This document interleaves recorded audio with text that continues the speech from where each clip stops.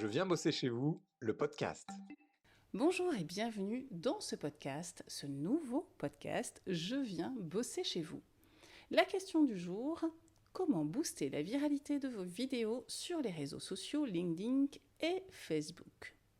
Vous voulez que votre vidéo d'entreprise cartonne sur les réseaux sociaux et ça c'est bien normal, d'ailleurs c'est l'objectif.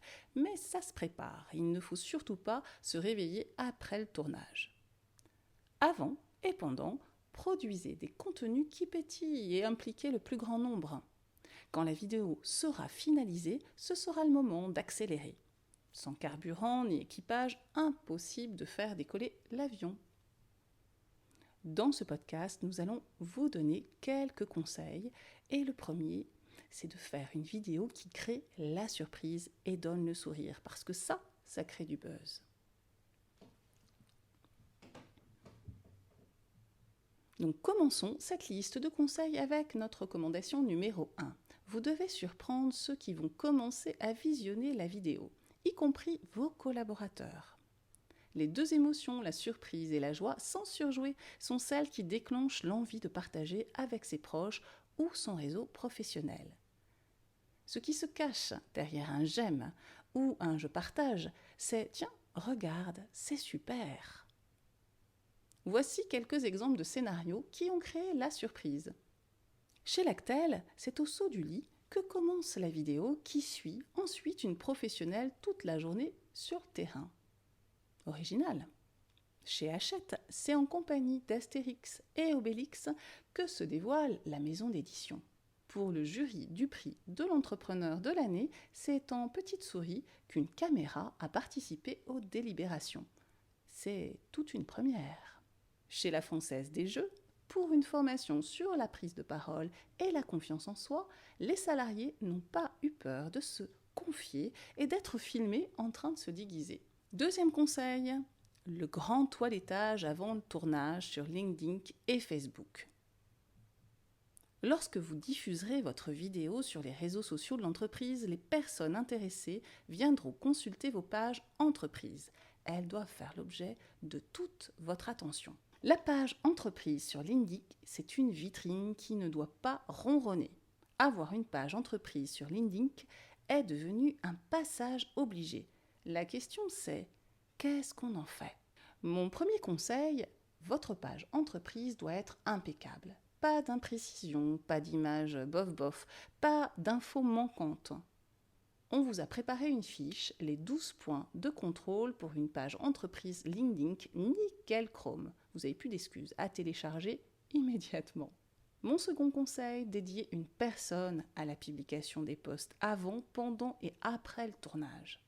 Elle sera responsable du calendrier des publications et du suivi des interactions. La page Facebook de l'entreprise est un lieu de contact privilégié. Soignez la page entreprise Facebook tout autant que celle de LinkedIn. La variante, soyez au taquet pour gérer les interactions sur Facebook. Les utilisateurs de la plateforme s'attendent à une réactivité flash lorsqu'ils posent des questions via cette page. Qui répond chez vous? N'attendez pas que les messages s'accumulent pour répondre à cette question. Troisième conseil, suscitez l'envie des collaborateurs avant de lancer la grosse cavalerie. Lorsque la vidéo sera là et qu'elle sera postée sur les pages de l'entreprise, il sera un peu tard et un peu dur de faire de la retape auprès de vos collaborateurs en mode « partagez les amis, partagez et plus vite que ça ». Le flop est assuré. Oui, je vous l'assure aussi. Quand on travaille dans l'entreprise, on a besoin de se sentir privilégié. On veut des infos en avant-première et pas en même temps que tout le monde. C'est humain. Pour engager vos équipes, préférez l'anticipation à la dernière minute. Annoncez le tournage sur les supports de communication interne quelques jours avant, ainsi que le jour J à l'entrée de l'entreprise. Donnez des infos pratiques. Qui pourra assister à quoi? Le tournage, c'est un événement. Ne laissez personne de côté. Puis, j'ai une bonne idée à vous soumettre. Un teasing pour toute l'entreprise. Un mois avant le tournage, l'entreprise New Look a par exemple diffusé pendant le séminaire d'entreprise une capsule vidéo qui annonçait le tournage des 10 vidéos à toute l'entreprise. Rien de tel pour embarquer toute l'équipe. Quand on réalise une vidéo, on partage son expérience.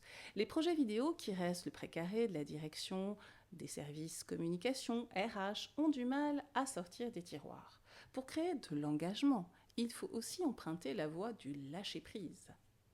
Quatrième conseil, listez les contenus à produire, vidéos, textes et photos. Votre opération réseaux sociaux nécessite de la matière, Facebook et LinkedIn, mais aussi Twitter et Instagram. Si vous y êtes présent, ce sont de belles caisses de résonance. Le point de départ de cette résonance, c'est un contenu qui dévoile une voix, mais pas une seule voix pour toute l'entreprise. La parole doit être partagée. Alors je vous fais une petite liste des contenus à produire pour les réseaux sociaux. Pour être sûr de rien oublier, faites l'inventaire de vos besoins. Photos du lieu et des coulisses de tournage, de la première prise de la journée, de la pause déjeuner, du débriefing, vidéos des coulisses de tournage, interviews des parties prenantes en mode « Comment ça s'est passé ?» Une petite dizaine de contenus dédiés aux réseaux sociaux, c'est bien pour commencer. Confiez spécifiquement la mission de prise de photos et vidéos sur le vif à un binôme pour toute la journée. Ne comptez pas sur le « quelqu'un aura bien fait des photos ». Ah non, ça marche pas. Dans le feu de l'action, cela passe trop souvent à la trappe. Les coulisses en mode communication externe et interne. Lever le voile sur les coulisses, ce n'est pas dévoiler des secrets, c'est faire un pas de côté pour casser les codes de la communication d'entreprise. Pour l'externe, montrer les coulisses, c'est comme inviter un ami à venir visiter son entreprise. On raconte plein de petites histoires. Pour un candidat ou un partenaire de l'entreprise qui découvre votre vidéo, c'est une façon de se projeter dans la boîte, de voir ce qui se passe à l'intérieur. Pour l'interne, dévoiler les coulisses des coulisses, par exemple avec l'accord des personnes filmées, monter des scènes coupées, surprenantes, diffusées uniquement en interne. Et si vous décidez de partager les mêmes contenus en interne comme en externe, c'est jouable, mais essayez de réserver la primeur à l'intérieur. Pour faire vivre l'événement en direct, vous pouvez également poster des vidéos et des photos au fil de la journée. Que ce soit 10 minutes ou même 1h30 après la prise, l'effet sera le même. C'est moins stressant qu'un vrai live finalement. L'effet en direct ne dispense pas de soigner chaque publication. Live ne veut pas dire vite fait et on fait ce qu'on veut. Autre conseil, après le tournage, enclenchez la mécanique numérique. Sur Facebook comme LinkedIn, on partage ses émotions, on aime, on n'aime pas, et surtout, on aime tellement qu'on a envie de le partager à ses amis.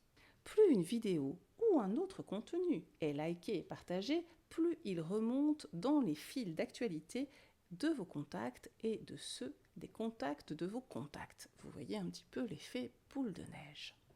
Sur Facebook, on chuchote à l'oreille d'un proche. Sur la plateforme Facebook, qui est encore la plus utilisée en France, on est davantage en contact avec ses amis et sa famille qu'avec ses collègues. Le profil est souvent un pseudo.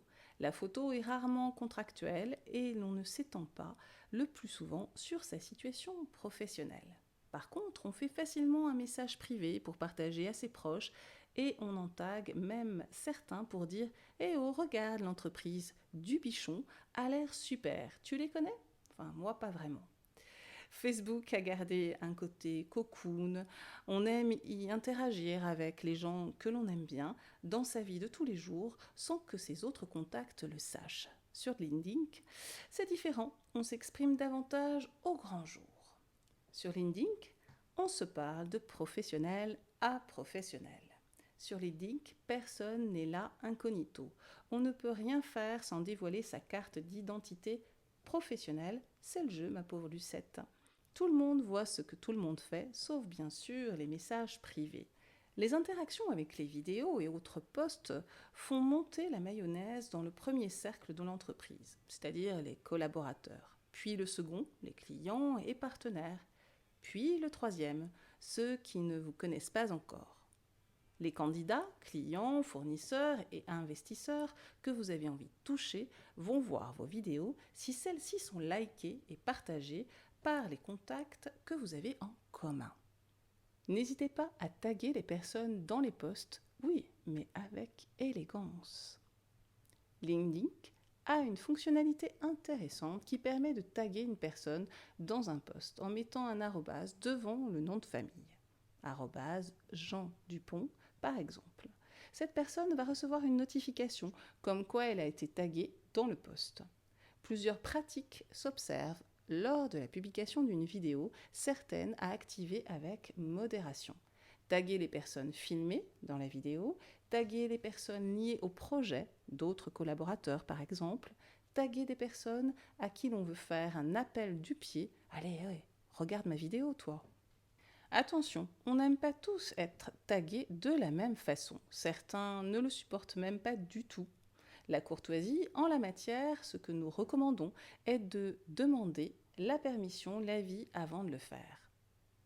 Tout comme on demande une autorisation pour le droit à l'image. Chacun reste maître de son image numérique. Tous les supports vidéo de communication au service du projet vidéo.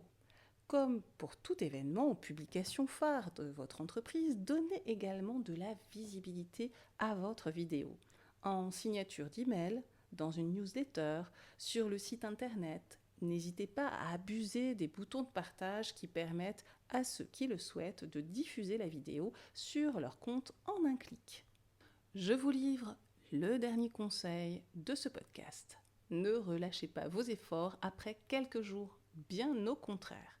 Un contenu vidéo a plusieurs vies, sur différentes planètes. C'est pas beau ça ? Ne vous démobilisez pas après quelques jours, ni même quelques semaines. La résonance d'un projet vidéo se mesure sur plusieurs mois. Gérez bien les interactions, remerciez et répondez aux commentaires. Chaque like ou chaque partage sur les réseaux sociaux est un cadeau. Il est tout naturel de dire merci. Remercier pour chaque like. C'est peut-être un peu trop, mais pour les partages et surtout les commentaires, c'est très bien vu. C'est plaisant d'échanger des gentillesses. Cela peut égayer une journée par ailleurs un peu grise. Ménagez le rythme de vos publications pour capitaliser sur la durée. Ne vous démobilisez pas après une semaine de publication. La viralité n'est pas un marathon qui se court en moins de 3 heures, bien au-delà. C'est un programme de santé avec un footing de 15 minutes tous les matins. Repostez la vidéo avec de nouvelles accroches. Vous pouvez remercier de manière collective vos fans et partager les objectifs que vous avez atteints, comme le recrutement de nouveaux talents. Utilisez vos réserves de contenu, c'est le moment d'utiliser ou réutiliser des mini-vidéos additionnelles, les photos de l'entreprise, des interviews en off des collaborateurs. Continuez à publier toutes les semaines ou toutes les 2 semaines ces informations qui donnent une image colorée de votre entreprise. Un colloque, un forum, un stand, une intervention publique sont autant d'occasions d'embarquer, de partager vos contenus, même quelques mois après le tournage et le premier partage. Enfin, pour finir ce podcast et le finir en beauté, en interne, n'oubliez pas de célébrer chaque petite victoire. Évidemment, sans bombarder jusqu'à l'indigestion, il y a des petites actions sympas à engager pour chouchouter ses collaborateurs. Comme par exemple afficher les premières semaines le compteur de vues de la vidéo, puis tous les mois, et remercier vos collaborateurs. Et tout naturellement annoncer le prochain tournage. C'est la fin de ce podcast, je viens bosser chez vous, j'espère que vous saurez booster la viralité de vos vidéos sur les réseaux sociaux. À très bientôt. Je viens bosser chez vous a une chaîne YouTube et un site internet avec plein de choses dessus et pas que des vidéos, des podcasts comme celui-ci par exemple.